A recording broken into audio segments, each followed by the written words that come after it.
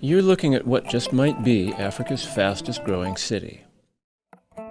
Cities all over the continent are growing at a historically unprecedented pace, but on the banks of the Niger River, Bamako, the capital of Mali, is booming.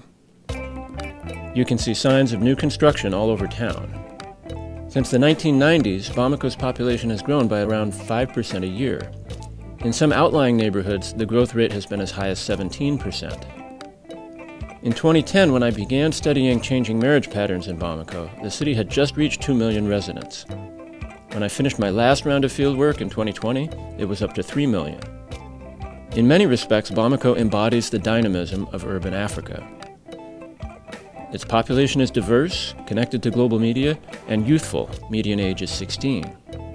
Bamako has more automobiles, high schools, and universities than the rest of Mali put together. It surprises some people to learn that about 1 in every 4 wives in Bamako was in a polygamous marriage as of 2018. Throughout much of the world, polygamy is viewed as a relic, incompatible with modern life. But in societies where polygamy is widespread, it doesn't just disappear when people move to cities. In fact, as I found in Bamako, polygamy adapts and adjusts to its urban setting. So we need to rethink the assumption that polygamous marriage doesn't really belong in cities.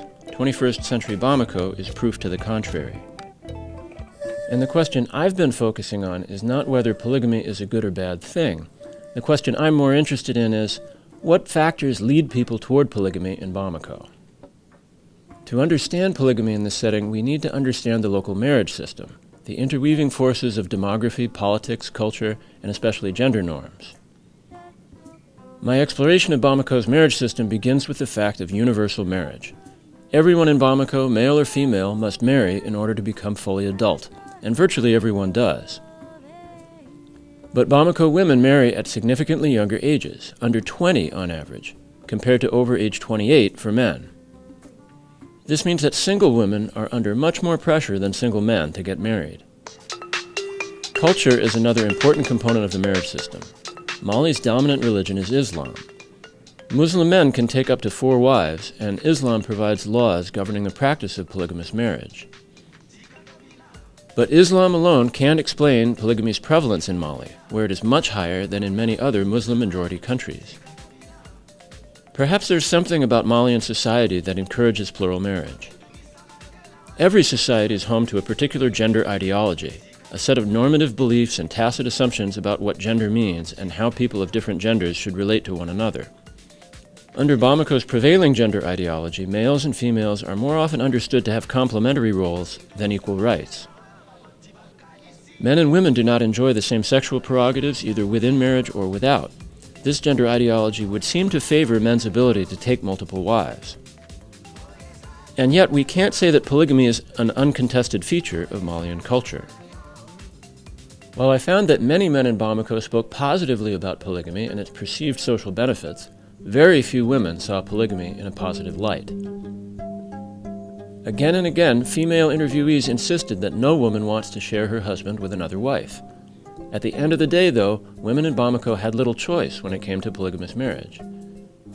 They tended to see polygamy as something imposed on them rather than something they freely chose.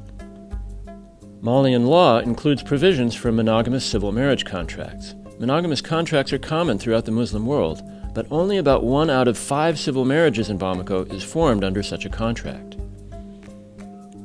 This raises a crucial question.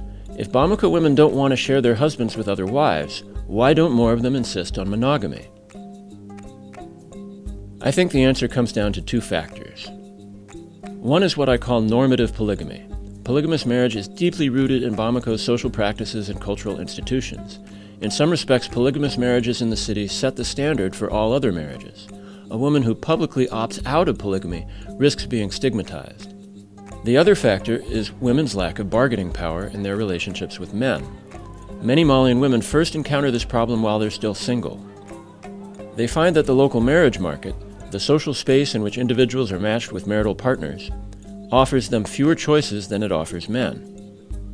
Most Bamako residents think this is because there are more women than men in the population, even though the local sex ratio is about 1 to 1. I call this belief the myth of female overpopulation, and people all over Mali believe it because women's early entry into marriage, combined with high birth rates, means that there are actually more women than men in local marriage markets. For Bamako's marriage system to keep functioning, continuous growth in the age pyramid's bottom brackets is necessary. That's where the high birth rates come in. You could think of it as a population pyramid scheme.